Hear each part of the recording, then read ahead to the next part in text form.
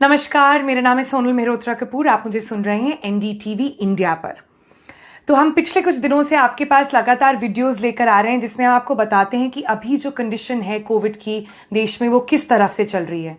इसे समझने का एक बहुत अच्छा तरीका ये है कि हम समझ पाएं कि अभी जो कोविड वायरस है, जैसे हमने पहले भी आपको बताया है, बाकी के वीडियोज में अलग अलग म्यूटेशंस होते हैं, अलग अलग स्ट्रेन्स हो जाते हैं इनके।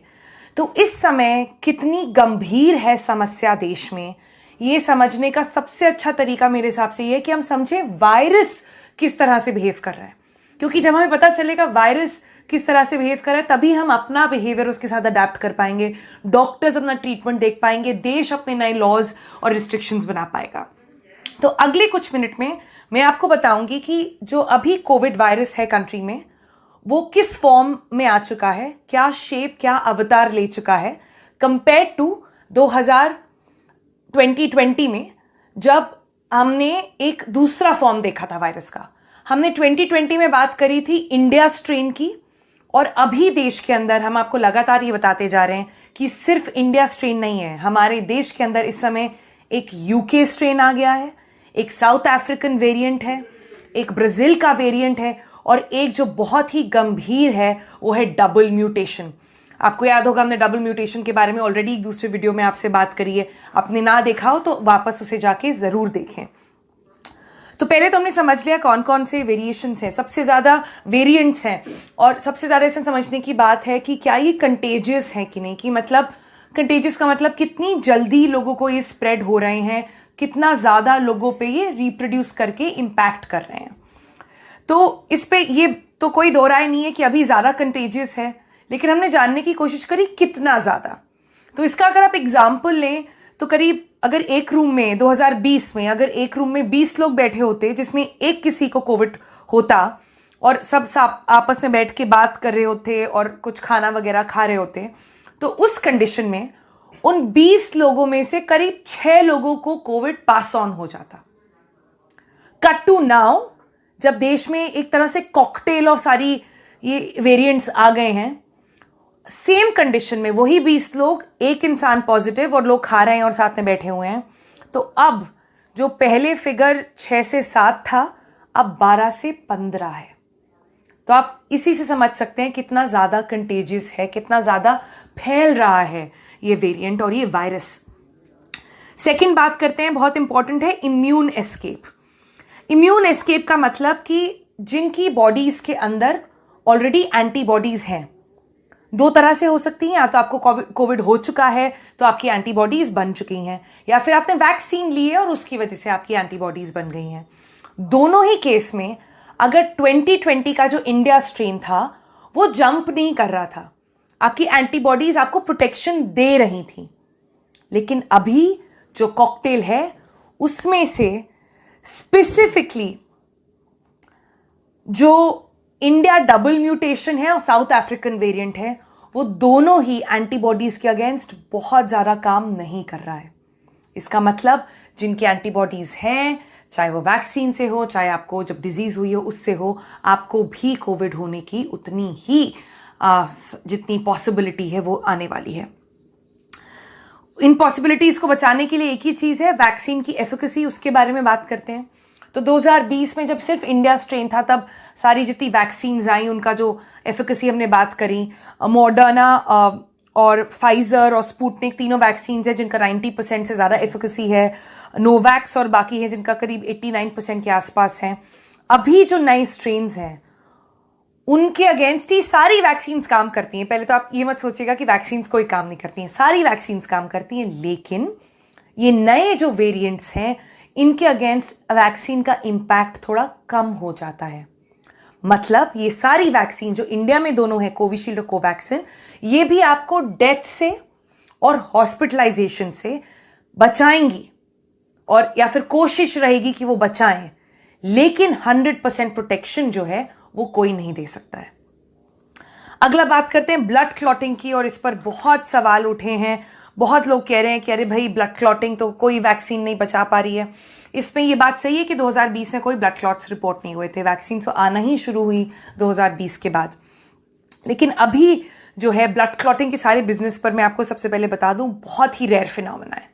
आप व्हाट्सएप पे बाकी जगहों पर जितनी अफवाहें पढ़ रहे हैं मत उन पर ध्यान दें, क्योंकि बहुत रेयर फिनोमेना है।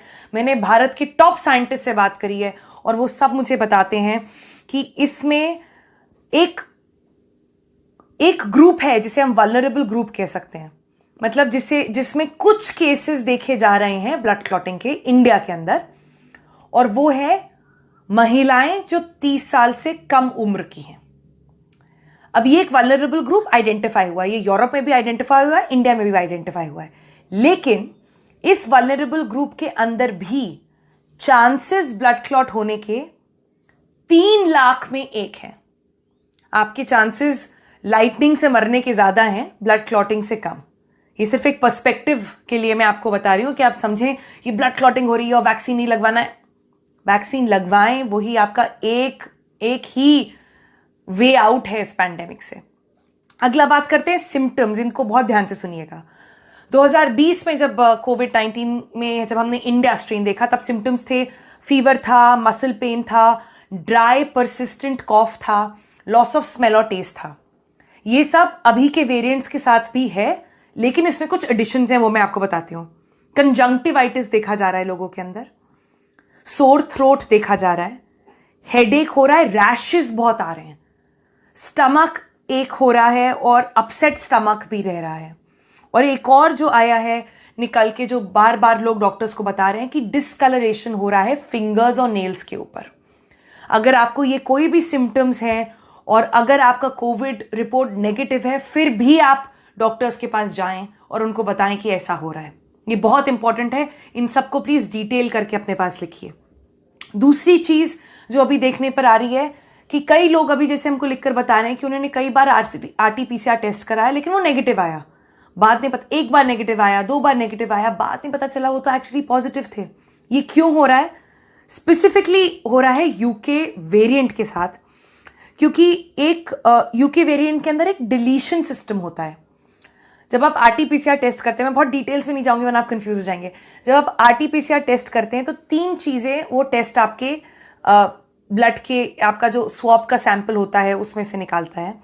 उस स्वैब के सैंपल में 3 चीजें निकलती हैं, उसमें से एक चीज है जो यूके वेरिएंट जंप कर रहा है और RT-PCR टेस्ट में आने नहीं दे रहा है। तो कई सारे लोग हैं जो इन्फेक्टेड हैं, लेकिन उनका टेस्ट बार बार नेगेटिव आ रहा है। तो आपको क्या ध्यान देना है? जो सिम्टम्स मैंने बताए उसको ध्यान देना है। उसके अलावा एक और चीज है जो आप ध्यान दे सकते हैं, वो है CT स्कैन। 2020 में जब हो रहा था, हमने देखा था कि जिनको भी कोविड हो रहा था, मॉडरेट से ज्यादा सीरियस कंडीशंस में, वो अगर तबीयत खराब होनी होती थी तो वो 2nd वीक में खराब होती थी। 8वें या 10वें दिन के बाद हमने देखा था जो सीरियस केसेस होते थे या मॉडरेट केसेस होते थे वो तब खराब होते थे। अब क्या हो रहा है? पहले वीक से ही तबीयत खराब होना शुरू हो जा रही है और वो कई सारे एसिम्प्टोमैटिक हो रहे हैं। तो मतलब आपको सिम्टम्स रहेंगे, आपका कोविड रिजल्ट RT-PCR नेगेटिव आएगा, लेकिन अगर आप CT स्कैन कराएं उस समय, तो CT स्कैन में आपको लंग के अंदर पैचेस दिखना शुरू हो जाएंगे। इसका मतलब ये नहीं है कि जैसे ही आपको लगे आपकी तबीयत थोड़ी खराब हो रही है, फीवर हो रहा है, आप सब लाइन लगा लें CT स्कैन कराने के लिए। ऐसा बिल्कुल नहीं करना है। सिम्टम्स पे ध्यान दीजिए, डॉक्टर से बातचीत करते रहिए। अगर RT-PCR टेस्ट नेगेटिव आए 3 दिन बाद फिर उसे रिपीट कराइए और फिर अपने डॉक्टर से सलाह लेकर ही CT स्कैन कराइए।